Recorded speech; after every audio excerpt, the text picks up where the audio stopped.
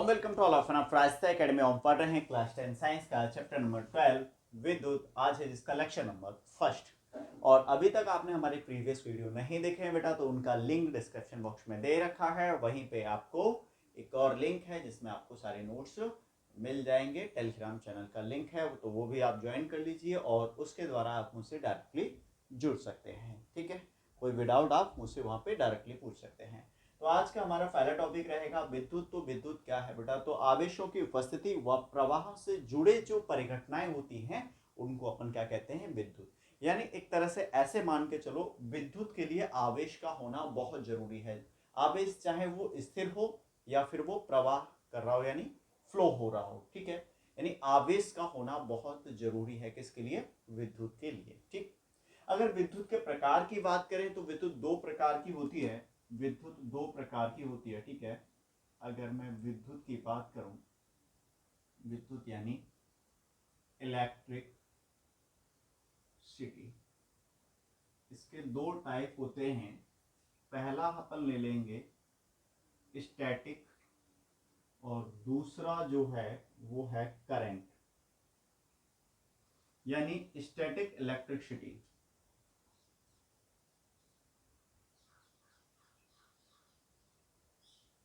ठीक है बेटा, और ये करंट इलेक्ट्रिसिटी हो जाएगा।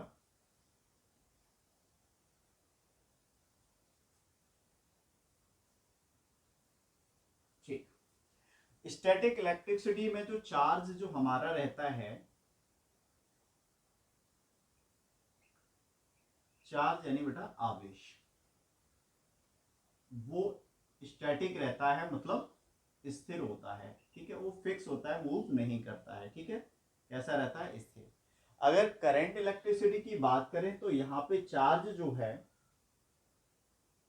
यानी आवेश वो मूव करता है यानी स्थिर नहीं रहता, यानी वो एक जगह से दूसरी जगह जाता है। क्लियर? यानी आप ऐसे मान सकते हो, मैं ऐसे लिख देता हूं, मूव करता है। ठीक ठीक, यानी स्थिर नहीं रहता। अब यहाँ पे स्थिर रहता है चार्ज, यहाँ पे स्थिर नहीं रहता है किसी डायरेक्शन में, और एक निश्चित डायरेक्शन में ही मूव करेगा वो।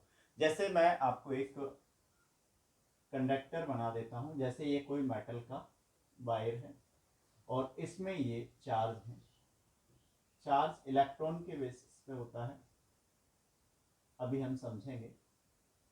तो इस तरह से एक पर्टिकुलर डायरेक्शन में बेटा ये मूव करेगा।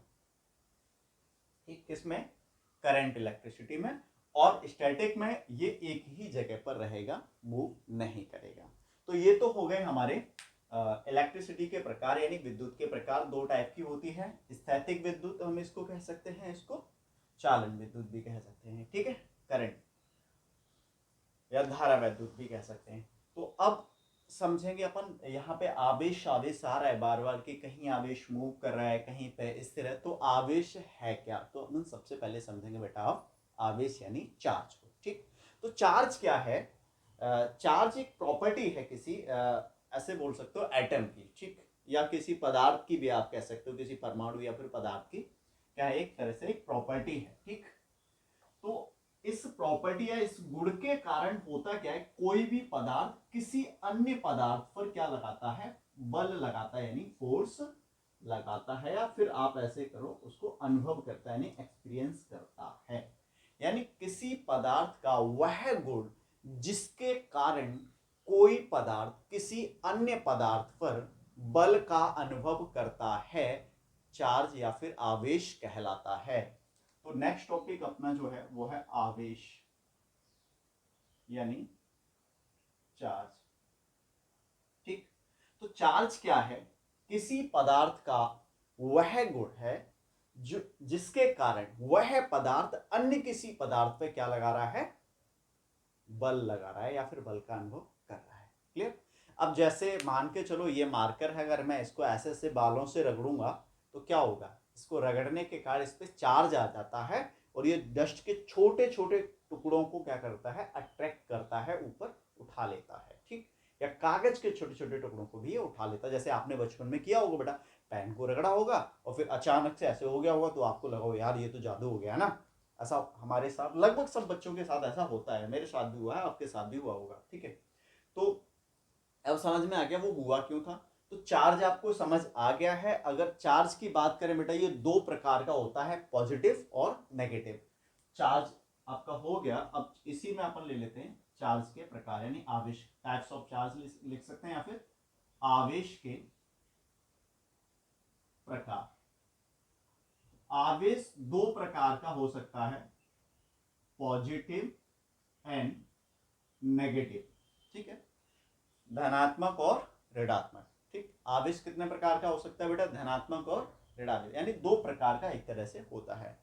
अब ये दो प्रकार का होता किस बेसिस पे है, जैसे अगर किसी पदार्थ पे, या जैसे कोई परमाणु है, मैं यही लिख देता हूं,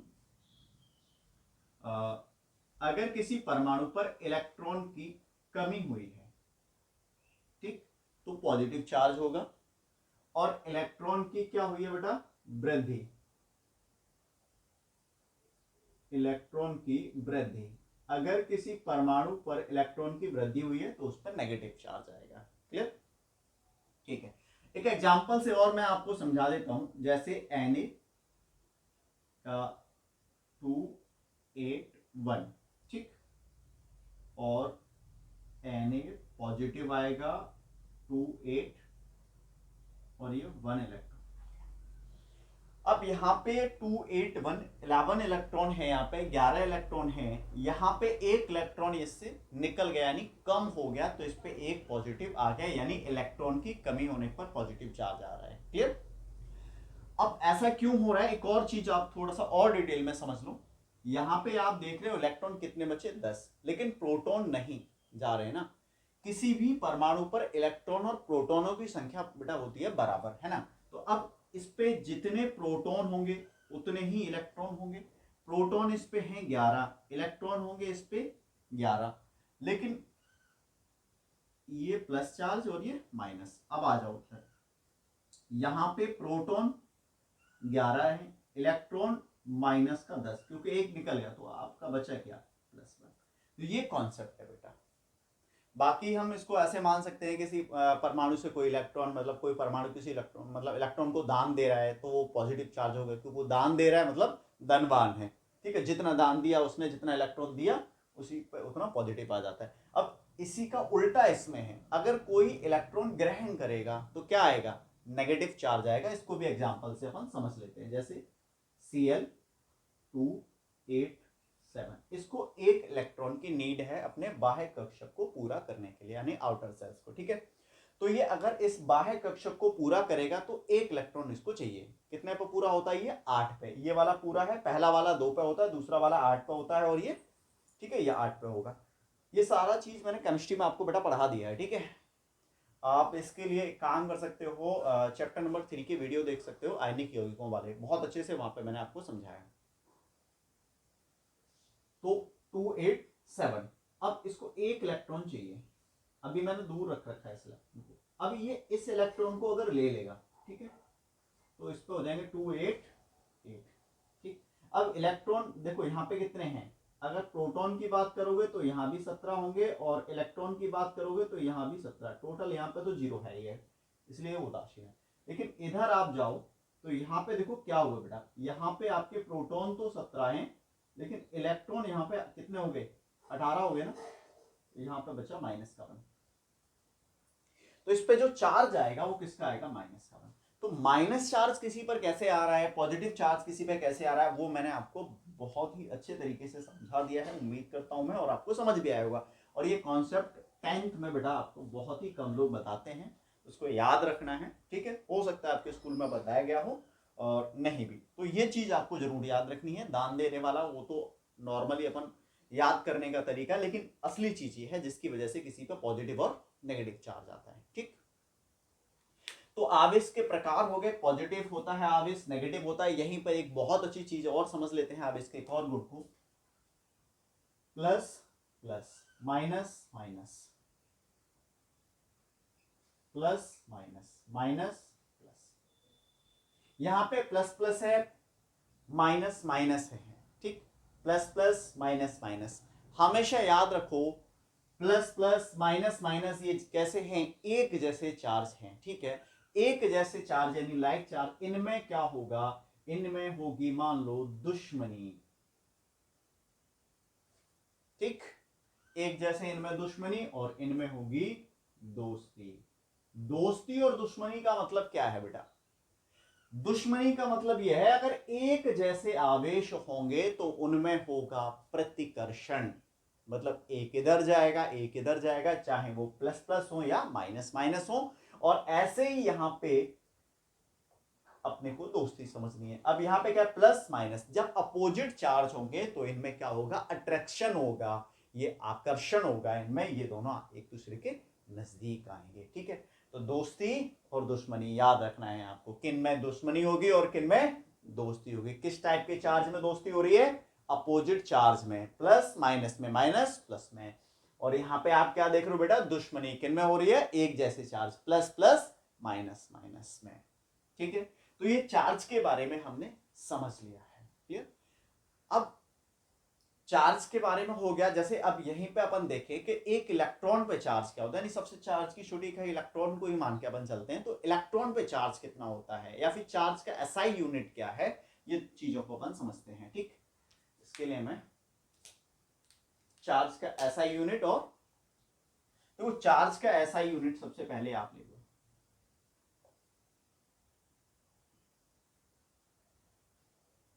चार्ज एसआई यूनिट, मतलब चार्ज का एसआई मात्रक क्या है, तो है बेटा कूलाम। क्या है, कूलाम है,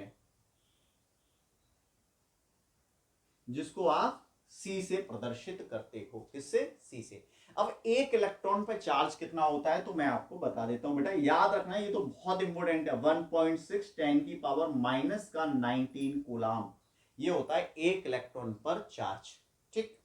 अब यहीं पे एक फॉर्मूला और बताऊं मैं, या फिर एक चीज और है, जैसे एक इलेक्ट्रॉन पर चार्ज हो गया, चार्ज का जो मात्रक है वो क्या है, यूनिट मतलब मात्रक, तो चार्ज का मात्रक है बेटा कूलाम, ठीक। चार्ज का मात्रक कूलाम, तो एक कूलाम में कितने इलेक्ट्रॉन होते हैं इसको भी मैं आपको बता देता हूं। एक कूलाम में इलेक्ट्रॉनों की संख्या, एक कूलाम में इलेक्ट्रॉन n बराबर होता है 6.25 10 की पावर 18, ये आपको याद रखना है, बहुत बार ये प्रश्न पूछा गया है। अब निकालते किस तरह से हैं, चार्ज का फॉर्मूला क्या है वो भी मैं आपको अभी बता रहा हूं, ठीक है। इसको इरेज करते हैं, पहले आप स्क्रीनशॉट ले सकते हैं इसका, ठीक है। तो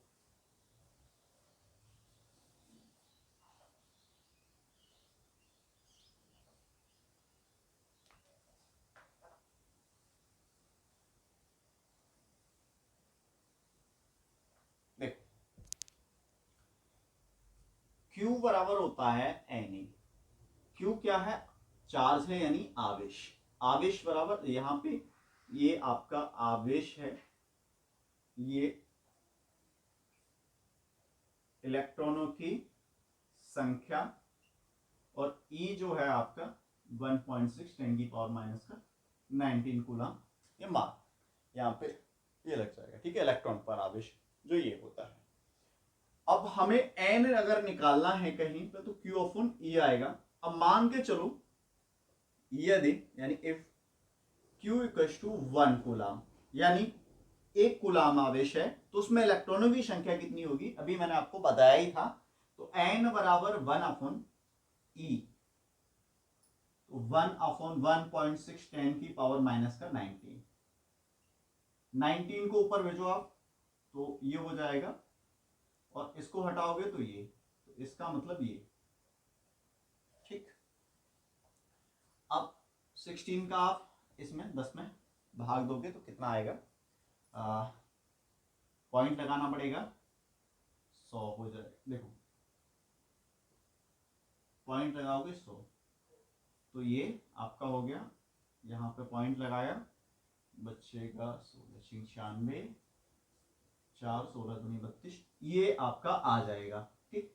और इसको आप लिख सकते हो 6.25 इंटू 10 की पावर, मैंने आपको निकाल के भी दिखा दिया कि एक कूलम आवेश में कितने इलेक्ट्रॉन होते हैं, क्लियर। तो ये चीज अपनी अच्छे से आपको समझ आ गई होंगी। तो नेक्स्ट अपना टॉपिक रहेगा वैद्युत धारा, ठीक है, यानी करंट क्या है। ठीक, तो आवेश क्लियर है, करंट अब समझते हैं। देखो करंट क्या है, बहुत सिंपल सी आपकी डेफिनेशन एनसीईआरटी में दे रखी है। आवेश प्रवाह की दर को क्या कहते हैं बेटा, करंट कहते हैं। किसको, आवेश प्रवाह की दर को करंट कहते हैं। ठीक, मतलब धारा। आप इस डेफिनेशन को ऐसे भी एक और तरीके से हम समझेंगे।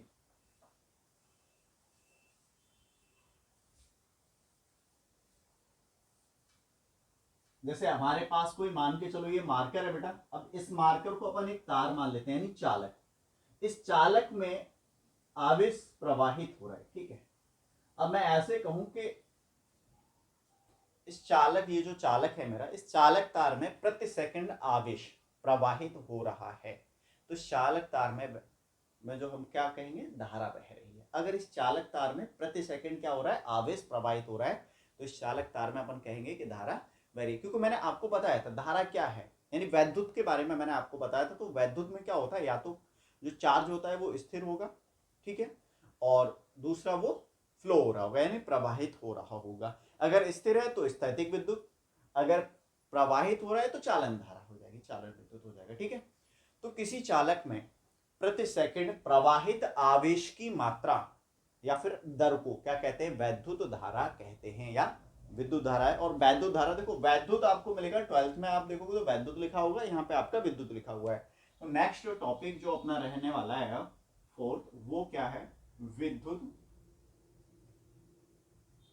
धारा, ठीक है। तो किसी चालक में प्रति सेकंड प्रवाहित आवेश की मात्रा क्या कहलाती है, वैद्युत धारा कहलाती है। क्लियर। अब जैसे मान के चलो, माना हमारे पास जो चालक है उसमें Q आवेश प्रवाहित हो रहा है, कितने समय में, T समय में। तो वैद्युत धारा क्या होगा, देखो वैद्युत धारा या विद्युत धारा को हम प्रदर्शित जो करते हैं बेटा, वो करते हैं I से, करंट को हम प्रदर्शित करते हैं I से। अब वैद्युत धारा बराबर होगा आवेश, प्रवाहित आवेश, मैं आवेश लिख दे रहा हूं, मान लो प्रवाहित हमारा आवेश क्या है, Q, और समय जो है, जिस समय में ये प्रवाहित हो रहा है वो है T। तो I बराबर फॉर्मूला होगा Q अपॉन T। जर्नल मात्रक देखें तो इसका सामान्य मात्रक Q का होता है कूलम, और इसका होता है सेकंड। हालांकि इसका जो SI यूनिट है वो क्या है, वो है एम्पियर। क्या है, एम्पियर। वैद्युत धारा का मात्रक क्या है, एम्पियर। ये आपको बेटा याद रखना है, ठीक। बहुत बार आपसे पेपर में डेफिनेशन पूछी जाती है कि भाई 1 एम्पियर क्या है। बहुत बार पेपर में डेफिनेशन 1 एम्पियर से आप क्या समझते हो। तो हम क्या कहेंगे, यदि किसी चालक में, क्या, यदि किसी चालक में 1 कूलम आवेश प्रति सेकंड प्रवाहित हो रहा है, ठीक है, उस चालक में बहने वाली धारा का मान क्या होगा, 1 एम्पियर होगा। जैसे Q अपॉन T, आवेश कितना, 1 कूलम, समय 1 सेकंड, तो क्या होगा 1 इंटू 1, 1 आएगा, तो I बराबर हो जाएगा 1 एम्पियर। यानी यदि किसी चालक में, ठीक है, एकांक समय में 1 कूलम आवेश प्रवाहित हो रहा है, तो उस चालक में बहने वाली धारा का मान क्या होगा, 1 एम्पियर होगा। समझ गए भाई। तो ये चीजें थी आपकी। अच्छा, अब यहाँ पे आ जाता है कि धारा को अपन मापते किससे हैं, ठीक है। धारा का जो मेजरमेंट करते हैं वो किससे करते हैं, धारा को किसमें मापते हैं, कौन सा यंत्र है, ठीक, तो वो है अमीटर, ठीक। वैद्युत धारा को हम मापते हैं किससे, अमीटर से मापते हैं, यानी वैद्युत धारा को हम अमीटर, या फिर आप कह सकते हो एम्पियर मीटर। अब इसको जो एक और चीज ध्यान रखो, वैद्युत जो परिपथ है उसमें किस क्रम में जोड़ते हैं, सीरीज में जोड़ते हैं, या फिर आप कह सकते हो बेटा श्रेणी क्रम में इसको जोड़ा जाता है। अमीटर को किस क्रम में जोड़ते हैं, श्रेणी क्रम में, ठीक। जैसे मान लो एक आपका ये कोई वैद्युत परिपथ है, यहां से करंट फ्लो हो रहा है, ठीक, यहां पे आपका ये बल्ब है, तो एमीटर को आप ऐसे जोड़ोगे, यहाँ पे ये संकेत रहता है, ये प्लस और ये माइनस, यानी यही वाला तार और ये ऐसे करके। अब मान लो ये अगर खराब हो जाता है तो आगे करंट फ्लो होगा ही नहीं, क्योंकि ये किस क्रम में जुड़ा हुआ है, श्रेणी, क्योंकि ये वायर और ये, अब बीच में ये खराब हो गया भाई, करंट कैसे जाएगा आगे, ठीक है। तो किस क्रम में जोड़ते हैं हम एमीटर को, श्रेणी क्रम में जोड़ते हैं। एमीटर का जो रेजिस्टेंस होता है या हम कहें प्रतिरोध होता है वो बहुत कम होता है, ठीक। और भी अगर आपको मेरे ख्याल से इतना काफी है इस वीडियो में, ठीक, काफी बड़ा वीडियो हो जाएगा फिर। तो मिलते हैं नेक्स्ट वीडियो में बेटा, तब तक के लिए बाय बाय।